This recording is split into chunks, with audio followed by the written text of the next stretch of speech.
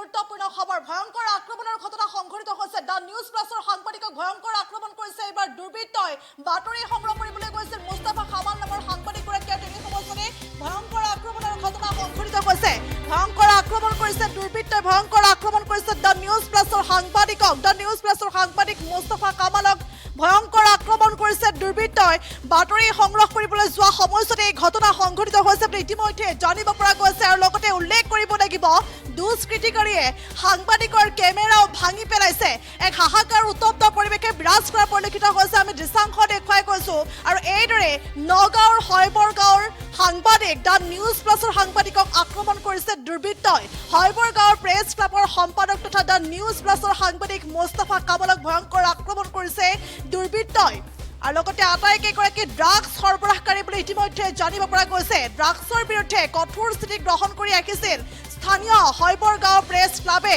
আৰু তেনে সময়ছোৱাতে এই স্থানত গৈ উপস্থিত হৈছিল দ্য নিউজ প্লাছৰ সাংবাদিক মুস্তাফা কামাল সেই স্থানত গৈ উপস্থিত হৈছিল কিন্তু সেই স্থানত গৈ উপস্থিত হোৱাৰ পাছতে পৰিস্থিতি উত্তপ্ত হৈ পৰা পৰিলক্ষিত হৈছে দুষ্কৃতিকাৰীয়ে সাংবাদিকৰ কেমেৰা পৰ্যন্ত ভাগি পেলাইছে পৰিস্থিতি উত্তপ্ত হৈ পৰা পৰিলক্ষিত হৈছে আমি দৃশ্যাংশ দেখুৱাই কৈছো সমান্তৰালকৈ সোমবাৰে সন্ধিয়া এইদৰে দেখিবলৈ পোৱা গৈছে সোমবাৰে আচলতে সন্ধিয়া শিলঙনিত থকা ৰিহাব চেণ্টাৰত স্থানীয় ৰাইজ আৰু ৰিহাব চেণ্টাৰৰ স্বত্বাধিকাৰীৰ মাজত এক হুলস্থুলীয়া পৰিৱেশৰ সৃষ্টি হৈছিল আমি দেখুৱাই কৈছো দৃশ্যাংশ কিদৰে আচলতে ৰিহাব চেণ্টাৰত স্থানীয় ৰাইজ আৰু ৰিহাব চেণ্টাৰৰ স্বত্বাধিকাৰীৰ মাজত হুলস্থুলীয়া পৰিৱেশ সৃষ্টি হৈছিল আৰু সেই স্থানত গৈ উপস্থিত হৈছিল সাংবাদিক মুস্তাফা কামাল আৰু তাৰ পাছতে পৰিস্থিতি উত্তপ্ত হৈ পৰিছে এই যি খবৰ আচলতে হুলস্থুলীয়া পৰিৱেশৰ সৃষ্টি হৈছিল উত্তপ্ত হৈ পৰিছিল পৰিস্থিতি আৰু এই খবৰ লাভ কৰাৰ পাছতে সাংবাদিক মুস্তাফা কামালে সেই স্থানত গৈ উপস্থিত হৈছিল আৰু লগতে ভিডিঅ' ফুটেজ সংগ্ৰহ কৰিছিল ভিডিঅ' আচলতে বাতৰি সংগ্ৰহ কৰিবলৈ গৈছিল আৰু তেনে সময়ছোৱাতে ৰাস্তাত আগ ভেটি ধৰি বিভিন্ন অকথ্য আচলতে অশ্ৰাব্য গালি গালাজেৰে আচলতে এগৰাকী সাংবাদিকক দুষ্কৃতিকাৰীয়ে আক্ৰমণ কৰা বুলি জানিব পৰা গৈছে ৫-৬জনীয়া অসামাজিক আৰু ড্ৰাগছ সৰবৰাহকাৰী যুৱকে এইদৰে অতিপাত আচলতে মদ্যপান কৰিছিল সুৰাপান কৰিছিল আৰু তাৰ পাছতে এই ঘটনা সংঘটিত হৈছে চিঞৰ বাখৰ কৰি পৰিস্থিতি উত্তপ্ত কৰিবলৈ চেষ্টা কৰা পৰিলক্ষিত হৈছে আৰু লগতে আৰু পৰিস্থিতি যেটো অস্বাভাৱিক হৈ উঠিছিল সেই অস্বাভাৱিক হোৱাৰ বাবে তাৰ পৰা আচলতে মুস্তাফা কামাল নামৰ সেই সাংবাদিকগৰাকীয়ে যিগৰাকী সাংবাদিক নগাঁৱৰ হৈবৰগাঁও গতিকে সেই সময়ছোৱাত মুস্তাফা কামালে ওচৰৰ এঘৰত প্ৰৱেশ কৰাৰ লগে লগে উদন্ত যুৱকৰ দলটোৱে এইদৰে আক্ৰমণৰ ঘটনা সংঘটিত কৰিছে আৰু ইতিমধ্যে এই ঘটনাক কেন্দ্ৰ কৰি পৰিস্থিতি উত্তপ্ত হৈ পৰা পৰিলক্ষিত হৈছে আমি দৃশ্যাংশ দেখুৱাই গৈছো আৰু লগতে এতিয়া সকলোৱে আচলতে আৰক্ষীয়ে যাতে এই ঘটনাৰ উচিত তদন্ত কৰে আৰু লগতে সেই দুষ্কৃতিকাৰীক দৃষ্টান্তমূলক শাস্তি বিহে ইয়াকে লৈ আচলতে সকলোৱে দাবী উত্থাপন কৰা পৰিলক্ষিত হৈছে পুনৰ উল্লেখ কৰিছো এইদৰে আচলতে পৰিস্থিতি উত্তপ্ত হৈ পৰা পৰিলক্ষিত হৈছে নগাঁৱৰ হৈবৰগাঁৱৰ দ্য নিউজ প্লাছৰ সাংবাদিক মুস্তাফা কামালক এইদৰে দুষ্কৃতিকাৰীয়ে ভয়ংকৰ আক্ৰমণ কৰিছে ভয়ংকৰ আক্ৰমণৰ ঘটনা সংঘটিত হৈছে পৰিস্থিতি উত্তপ্ত হৈ পৰা পৰিলক্ষিত হৈছে নিশাৰ ভাগৰ কিছু দৃশ্যাংশ দেখুৱাই কৈছো আৰু এইদৰে দ্য নিউজ প্লাছৰ সাংবাদিকগৰাকীয়ে আচলতে এক হুলস্থুলীয়া পৰিৱেশৰ সৃষ্টি হৈছে এটা ৰিহাব চেণ্টাৰত আৰু এই খবৰ লাভ কৰাৰ পাছতে সাংবাদিকগৰাকীয়ে সেই স্থানত গৈছিল আৰু লগতে বাতৰি সংগ্ৰহৰ চেষ্টা কৰিছিল বাতৰি সংগ্ৰহৰ বাবে গৈছিল তাৰ পাছতে এনেধৰণৰ ঘটনা সংঘটিত হৈছে আৰু এইদৰে এই সাংবাদিকগৰাকীক ওপৰত জপিয়াই পৰিছে দুষ্কৃতিকাৰীয়ে ভয়ংকৰ আক্ৰমণৰ ঘটনা সংঘটিত হৈছে পৰিস্থিতি উত্তপ্ত হৈ পৰা পৰিলক্ষিত হৈছে আৰু ইমানেই নহয় সাংবাদিকগৰাকীৰ কেমেৰা পৰ্যন্ত দুষ্কৃতিকাৰীয়ে ভাগি পেলাইছে বুলি জানিব পৰা গৈছে আৰু লগতে এতিয়া সকলোৱে দাবী উত্থাপন কৰিছে যে দুষ্কৃতিকাৰী উচিত শাস্তি আচলতে লাভ কৰক দুষ্কৃতিকাৰীক উচিত তদন্ত আচলতে যাতে হয় এই সমগ্ৰ ঘটনা সেই দাবী এতিয়া সকলোৱে উত্থাপন কৰা পৰিলক্ষিত হৈছে এই মুহূৰ্তত কিছু মন্তব্য আছে সেই মন্তব্য আগবঢ়াইছে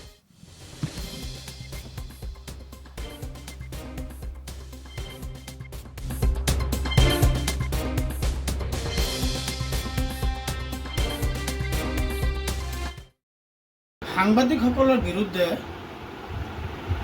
অসামাজিক লোকসকল আৰু বিশেষকৈ ড্ৰাগছ পেডলাৰ যিসকল ড্ৰাগছ সৰবৰাহকাৰী বা ড্ৰাগছ খোৱা বা বিক্ৰেতা যিসকল আছে বা নিচাকুৰ আছে তেওঁলোকে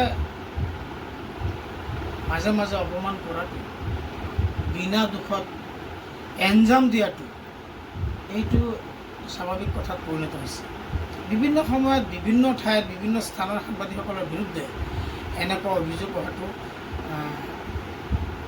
বিভিন্ন সময়ত উত্থাপিত হৈ আহিছে দেখা গৈছে আজি ঠিক তেনেকৈ মই নগৰ হৈবৰগাঁও প্ৰেছ ক্লাবৰ অন্তৰ্গত DA নিউজ প্লাছ গুৱাহাটীৰ এটা চেনেলত মই খবৰ পোৱাৰ এজন সাংবাদিক হওঁ। আপোনালোকে বহুতে হয়তো মোক চিনি পায়। মই সমাজ সেৱাৰ লগত, শিক্ষা বিভাগৰ লগত মই জড়িত আৰু এইখন সাগৰগাঁও থানা এলেকাৰ সোণাইঘাট চলচলীয়া এৰিয়াত মছজিদ কয়, মাদ্ৰাছা কয়, ঈদগাহ কয়, বিভিন্ন অনুষ্ঠান প্ৰতিষ্ঠানৰ লগত মই ওতঃপ্ৰোত জড়িত আৰু সামাজিকভাৱে জড়িত মানুহখিনিৰ প্ৰতি কিছুমান মানুহৰ ঘৃণা থাকে, হিংসা থাকে। কিছুমান মানুহে চল চাই কঠীয়া ৰুব বিচাৰে। তাৰোপৰি স্পষ্টভাৱে কৈছোঁ, আমাৰটো হৈছে সবৰগাঁও প্ৰেছ ক্লাব আৰু এটা হৈছে নগাঁও প্ৰেছ ক্লাব আৰু নেমা নামৰ এটা সংগঠনো নগাঁৱত আছে আৰু বিভিন্ন সংগঠন আছে। সাংবাদিকসকলৰ মাজত সাংবাদিকসকলৰ কিছু আপোনাৰ ৰিচি থাকে, হয়তো নগাঁৱত ইতিমধ্যে আপোনালোকে গম পাইছে। চল চাই থাকে, কাক কেনেকৈ ফচাব পাৰি, কাক কেনেকৈ শলঠেকত পেলাব পাৰি, কাৰোবাক উচতনি দি কাৰোবাক অপমান কৰিব পাৰি নেকি, এনেধৰণৰ কিছুমান কৰ্মকাণ্ড চলি আছে। এইখিনিতে এটা কথা উল্লেখ কৰোঁ, আমি সেইবিলাকক কেয়াৰ নকৰোঁ, ভয় নকৰোঁ আৰু কেতিয়াও ঘৃণিত নকৰোঁ। মূল ঘটনালৈ আহিছোঁ। আজি সন্ধিয়া 7মান বজাত মোৰ সতীৰ্থ সাংবাদিক নিউজ টাইমৰ সাংবাদিক তাফাজুল হুছেইনে মোক ফোন মাৰিলে। মই ঘৰতে আছিলোঁ। ফোন মাৰি পেলাই ক'লে যে শিলিগুৰি হস্পিটেলৰ ওচৰত বেষ্ট ফাউণ্ডেশ্যন এটা NGO আছে, ৰিহাব চেণ্টাৰ আছে, তাতে ইতিমধ্যে দেখা গৈছে বহুত মানুহ গেদাৰিং হৈছে, কিবা হুলস্থুল চলি আছে, মই ইয়াতে আছোঁ, আপুনি আহিব বুলি ক'লে। ইন দ্য মেইন টাইম মোৰ ভিডিঅ' জাৰ্ণালিষ্ট আফতাবক লগত লৈ মোৰ DA নিউজ প্লাছৰ অফিচৰ পৰা দিয়া মোৰ 3.5 লাখ টকা দামৰ দামী কেমেৰাখন লৈ পেলাই মই গ'লোঁ। মই ৰাতি যিহেতু কেমেৰা লাগিব, লাইটৰ ব্যৱস্থা যিহেতু কেমেৰাখনত আছে, লৈ গৈছোঁ। যোৱাৰ পিছত আমি কিছুমান মানুহ দেখা পালোঁ। দেখা পোৱাৰ লগে লগে মোক দেখি পেলাই বেষ্ট ফাউণ্ডেশ্যনৰ ৰিহাব চেণ্টাৰৰ ল'ৰাজনে গেটৰ লকটো খুলি দি পেলাই ক'লে ভিতৰলৈ আহোঁ। তেওঁ ভিতৰলৈ গৈ মই বাৰাণ্ডাতে আছোঁ। আমি ফুটেজবিলাক লৈ আছোঁ, মানুহ গেদাৰিং কি কৈ আছে এইবিলাক চব ফুটেজবিলাক কালেকশ্যন কৰি আছোঁ। কৰি পেলাই অকণমান লেট হৈছে ভিতৰত। তেতিয়া পাব্লিকে কৈ আছে বাহিৰৰ পৰা যে ভিতৰত এজন ল'ৰা দৌৰি আহিছে আৰু এজনী ছোৱালীৰ লগত অসংযত অৱস্থাত তেওঁ কিবা কৰিছে, এনেকুৱা এটা পাব্লিক এটা কমপ্লেইন এটা হৈছে। গতিকে ল'ৰাটো ভিতৰত আছে। মই ক'লোঁ, মই যদি এটা ৱৰ্ড, এটা চেণ্টেঞ্চ যদি মই মিছা কৈ থাকোঁ, মই ক'লোঁ মইতো যিহেতু ইয়াৰেই মানুহ, লোকেল মানুহ, ইয়াৰ ওচৰৰে মানুহ, চবেই চিনি পায়, ময়ো চবক চিনি পাওঁ। মই ক'লোঁ ঠিক আছে, তেতিয়াহ'লে আপোনালোকৰ দুজন মানুহ আহক ভিতৰত, ময়ো লগত থাকিম, কেমেৰা থাকিব, ভিতৰত আমি তন্নতন্নকৈ তালাচী কৰিম। দুজন মানুহক আহিব দিয়া হ'ল। একদম মানে ৰিহাব চেণ্টাৰৰ সন্মুখৰ ঘৰৰ এজন মানুহ আৰু ওচৰত থকা আৰু এজন ল'ৰা আহিব দিয়া হ'ল ভিতৰত। আহিলে 4-5জন মানুহ হ'ল। তেতিয়া ক'লে আপোনালোকে নোৱাৰিব, ৰ'ব, এজন সৰু ল'ৰা আছে, সি ল'ৰাটোক চিনি পায়, তাক মাতি আনিছোঁ। তাকো মাতি আনিলে, তাক ভিতৰত অনা হ'ল। তাৰ লগত তাৰ ল'ৰাটোৰ গাৰ্জেনো অনা হ'ল।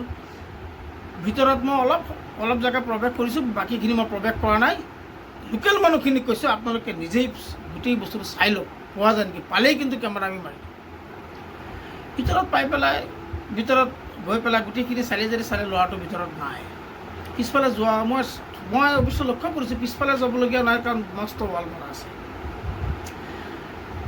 তাৰপিছত in the main time police আহিলে। পুলিচ অহাৰ পিছত গেটটো খুলি দিলে। মই বাহিৰলৈ ওলাই গ'লোঁ।